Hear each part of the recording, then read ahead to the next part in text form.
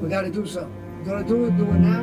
Just let it go forever. I said, well, you got more heart than I got because I ain't ever killed nobody. I said, that's a hell of a place to start.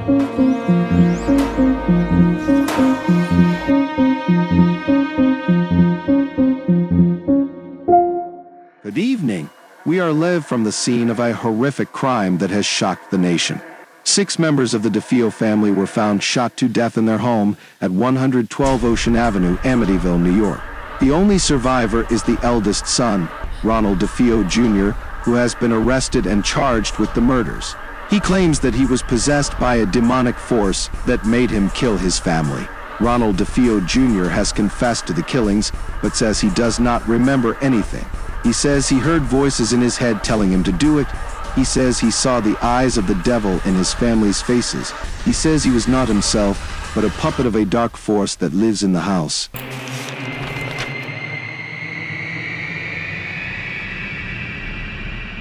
Hello, everyone, and welcome, fearless explorers, to another spine-chilling journey with Storyscape Chronicles. Today, we are going to explore one of the most infamous and controversial haunted houses in America, the Amityville Horror House. Before we start diving into the horror event, I want to remind you to subscribe to my YouTube channel if you haven't already. I can see that many of you are watching my videos, but not all of you are subscribed. It would mean a lot to me if you could like, comment, subscribe, and hit the bell icon to get notified of my upcoming videos. Now, let's get started. I don't know what happened. I don't know why I did it. It was the house. The house made me do it.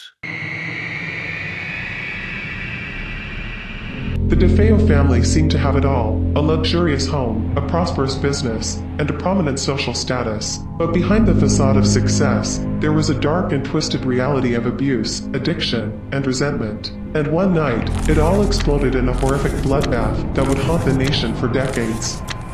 On November 13, 1974, police arrived at 112 Ocean Avenue in Amityville, New York, after receiving a frantic call from Ronald DeFeo Jr., also known as Butch, who claimed that his parents and siblings had been shot by a mob hitman. What they found inside was a scene of unimaginable horror: 6 bodies, lying face down in their beds, each shot with a .35 caliber rifle.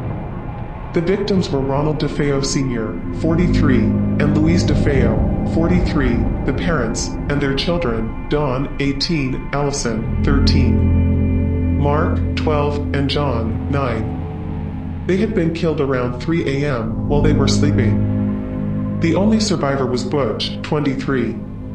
Butch was taken to the police station for his own protection, as he claimed that the killer was Louis Fellini, a hitman who had a grudge against his father. But his story soon fell apart as the police found inconsistencies and contradictions in his statements. The next day, he confessed to the murders, saying that he had acted alone and that he had no motive or explanation for his actions. He said, "Once I started, I just couldn't stop. It went so fast." Butch was tried and convicted of 6 counts of second-degree murder and sentenced to 6 terms of 25 years too. He never expressed any remorse or regret for his crimes, and instead gave various and conflicting accounts of what happened that night, sometimes blaming his sister Dawn, or claiming that he heard voices or was possessed by a demonic force. Billy! Michael! Let me out! Let me out of here! Out!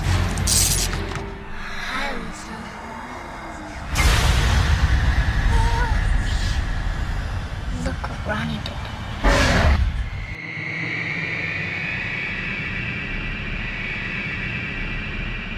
The Lutz family was looking for a fresh start when they bought a large and beautiful house in Amityville, New York.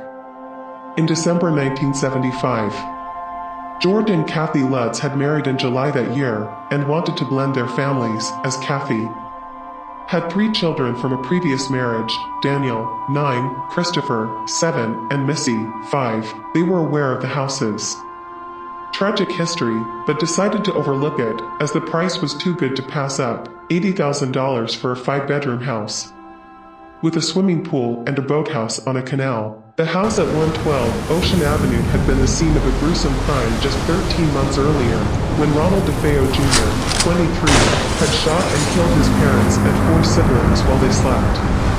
DeFeo had confessed to the murders and was sentenced to 6 terms of 25 years to life in prison.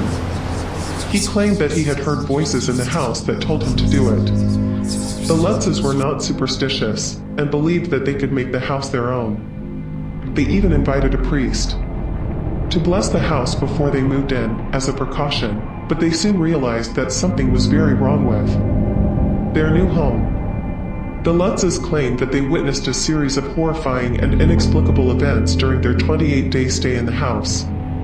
Prior to moving into the house, George Lutz was an active businessman. But immediately after moving in, he underwent a sudden personality change, becoming sluggardly, chilled, and cranky. He found himself waking up at 3:15 a.m. every night and was unable to go back to sleep. Come to find out, it was at this time that the DeFeo murders took place. They said that they felt a cold and oppressive atmosphere, that they smelled foul odors, that they heard strange noises and voices, that they saw objects move by themselves, that they felt touched and slapped by unseen forces, that they saw apparitions of hooded figures and a demonic pit, that they found mysterious stains and slime on the walls and floors, that they suffered from nightmares and personality changes.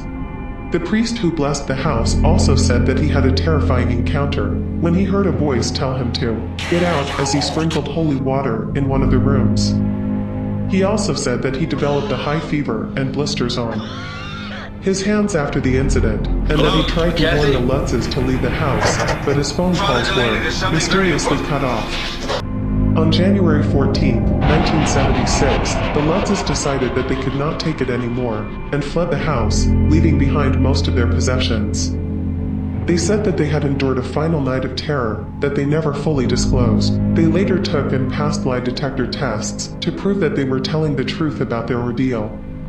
The Lutz's story caught the attention of author Jay Anson, who interviewed them and wrote a book based on their account, titled The Amityville Horror, published in 1977.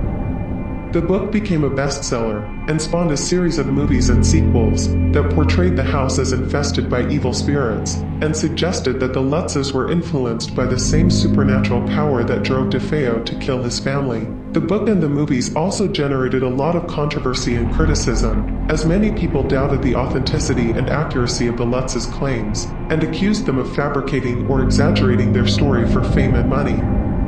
There have been several film adaptations of the story, including a 1979 version starring James Brolin and a 2005 version starring Ryan Reynolds, both actors taking on the role of George Lutz. The book and both movies maintain loyalty to the setting and the true backstory of the house, where a gruesome mass murder occurred. However, both films introduce slight deviations from the original story to heighten the terror of them. Hauntings. For instance, they include the character of a babysitter in both films, who watches over the Lutz children, while George and Kathy, in the 1979 version, attend Kathy's brother's wedding. In the 2005 adaptation, the couple, simply, has a night out. In the book, the entire family attends the wedding. The 1979 version, like the book, starts with the murders, emphasizing the house as the haunted vessel, while the 2005 version shifts the focus to the ghosts of the murder victims rather than the house itself. The accounts of the priest in both the book and the movies diverge in significant ways. In the book, the priest hears a commanding voice telling him to leave and experiences flu-like symptoms when interacting further with the Lutz family. He eventually gives up on helping them, essentially going on vacation. In contrast, the movies depict physical effects on the priest, such as being attacked by supernaturally controlled flies and going blind. Notably, the 2005 version has been criticized for taking more liberties, introducing elements that are not present in the original story. The 1979 film, while featuring certain events from the book, includes them with less context. Despite the mystery surrounding Ronald DeFeo Jr., who claimed to hear voices leading him to commit the heinous act, after only 28 days, the Lutz family fled the house, leaving behind most of their belongings. They contacted Ed and Lorraine Warren, who were renowned for their work in the field of demonology and paranormal investigation.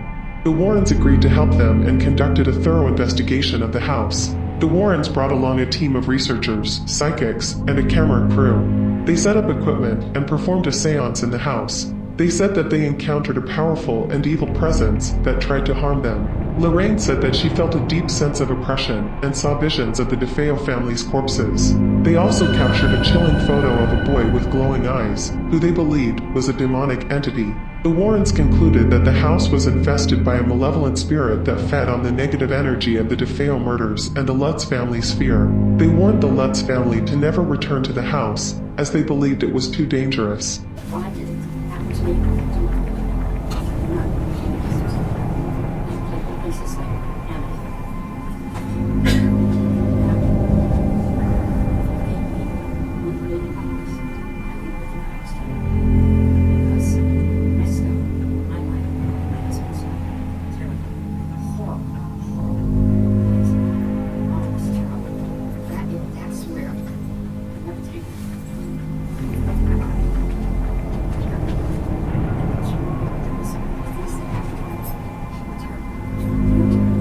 The Amityville Horror House became a sensation, inspiring books, movies, and documentaries. Many people have questioned the authenticity of the Lutz family's story and the Warrens' investigation, but others have defended them as genuine. The Amityville horror story is a mix of tragedy, crime, and spooky events. It started with a family tragedy in 1974, where Ronald DeFeo Jr. killed his family.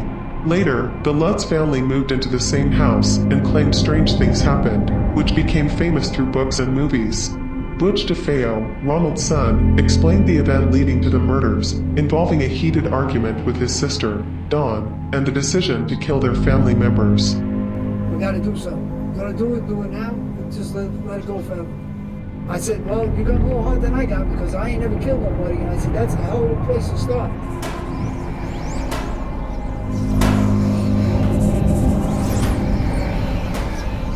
The recording concludes with Butch shooting his father, leaving the aftermath and implications unresolved.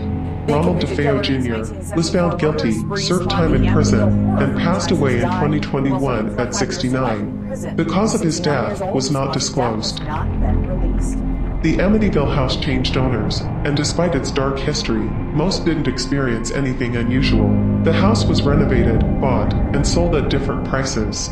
Currently, it's not for sale, but it might be again in the future. Thank you for watching our Amityville horror story.